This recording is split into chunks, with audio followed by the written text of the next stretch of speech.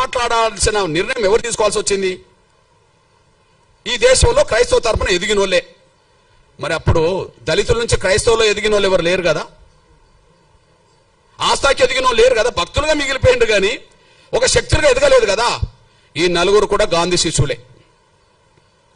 పేరు క్రైస్తవ మతం ఉన్నది వాళ్ళ కులాలు అగ్రకులాలు, కానీ వాళ్ళు గాంధీ శిష్యులు. గాంధీ చేసిన మోసం వల్ల హిందూ దళితులు మోసపోయినరు, దళిత క్రైస్తవులు మోసపోయినరు. ఏ మోసం? హిందూ దళితులు ఎక్కడ మోసపోయినరు? హిందూ దళితులకు ప్రత్యేక నియోజకవర్గాలు ఉండాలని కమ్యూనల్ అవార్డు వచ్చింది కదా.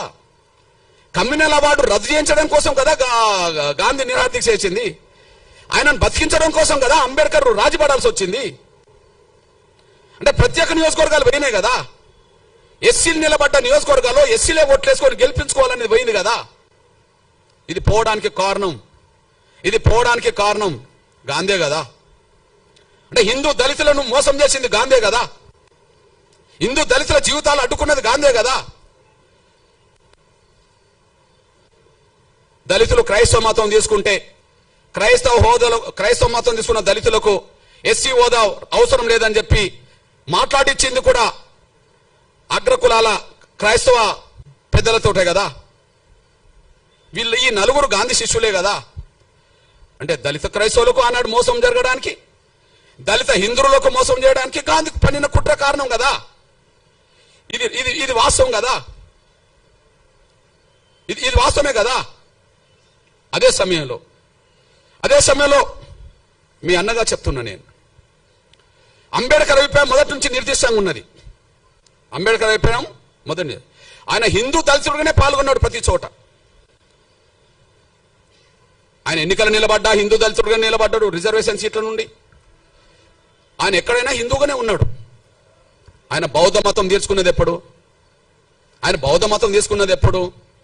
అక్టోబర్ 14, 1956లో. ఆ తర్వాత 2 నెలలు కూడా తర్వాతనే చనిపోయిండు.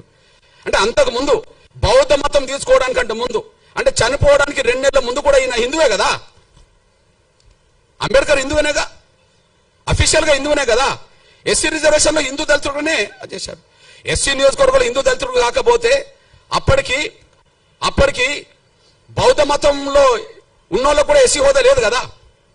సిక్కు మతం ఉన్నోళ్ళకి ఎస్సీ హోదా లేదు కదా. అంబేద్కర్ పోటీ చేసే నాటికి ఒక దళితులకు, హిందూ దళితులకు మాత్రమే పోటీ చేసే అవకాశం ఉన్నది కదా. మరి హిందూ దళితుడుగా ఆయన అభిప్రాయం చెప్పిండు కదా. మతం మారినంత మాత్రాన కుల వ్యవస్థకు సంబంధించిన అవమానాలు దళితులకు తగ్గవు. ఆయన 2 చోట్ల చెప్పాడు. చెప్పేశాడు.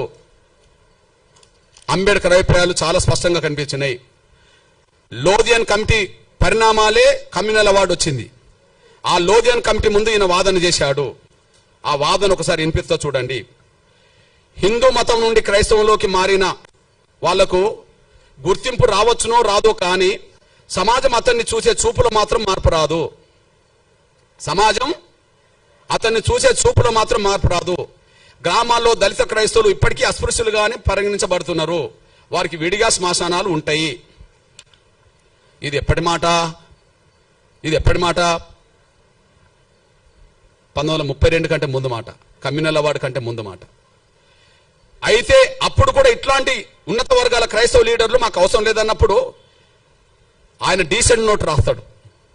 మీ అభిప్రాయంతో నేను ఏకీభవించట్లేదు అని. మీ అభిప్రాయంతో ఏకీభవించట్లేదని చెప్పి లోధియన్ కమిటీ ముందు ఆయన డీసెంట్ నోట్ రాసి ఏమంటాడంటే, అస్పృశ్యతను కేవలం హిందూ మతానికి పరిమితం చేయకూడదు. అస్పృశ్యత వల్లే కలిగే సామాజిక వైకల్యం, సోషల్ డిజాబిలిటీ ఏ మతంలో ఉన్న వారికైనా వర్తిస్తుంది. కేవలం క్రైస్తవులనే ముద్ర వేసి వాళ్ళని అణగారిన వర్గాల జాబితా నుండి తొలగించడం అన్యాయము.